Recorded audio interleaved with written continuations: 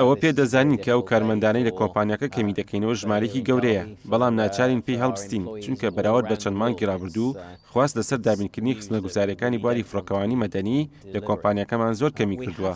بۆ بەدبەختیش ناتوانین ماوەیەکی زۆر چاوەڕێ بکەین چونکە چاوەڕوانیەکانمان پەیوەستە بە پێشکەشکردنی هاوکاری بە کۆمپانیەکان و ئێمەش ناتوانین کاری بەردەوام بۆ کارمەندەکانمان دابین بکەین.